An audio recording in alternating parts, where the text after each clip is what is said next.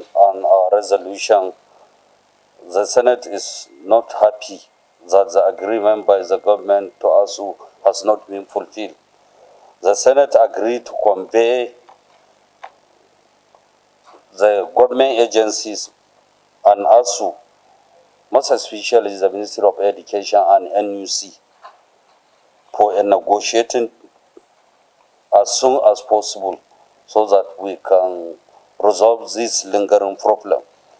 Senate agrees to interface with the Minister of FCT to ensure University's Abuja land, which is not taken from them.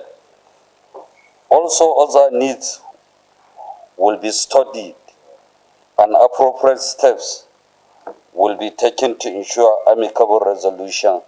And we want the leadership of ASUU to write all the issues they raise in our discussion so that we can face the Ministry of Education together with them by Tuesday or Wednesday to ensure that our children are back to school, and also to ensure that the government look into the immediate and the long-term measures to be taken to resolve most of the lingering situations in the tertiary institution. This is our resolution, and their explanation for me is very enlightening, and the issues are not beyond issues that can be resolved. And it's about having an open mind and constructively interrogating each of the elements. For example, ASUU believes that if you give me allowance to buy a book, you don't collect tax from that book. If you collect the tax, then what is left will not be enough for me to buy the book. If the book is 100 naira and you collect tax of 50% from the 100 naira, I now have 75 naira. So how do I buy a book that was estimated to be 100 naira? Again, I believe with good faith, this can be resolved. And the same logic applies to every other specific allowances that is tied to the nature of academic work. Having made your point, as ASUU, we also believe, because after all, they call it a warning strike. For me, 1 day warning is enough. Once the warning has sunk down, you know we have the capacity to withdraw. You have made your point.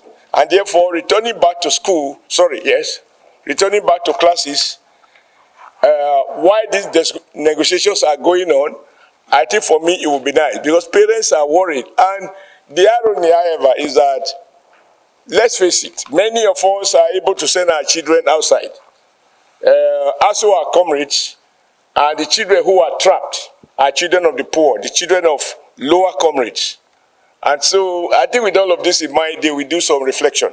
But the important thing is that to go back to work is not to say that the issue is closed. It is just to give a more conducive environment for further conversation to take place. Sir, if you help us as Senate to improve funding to universities, you will see what our researchers will produce.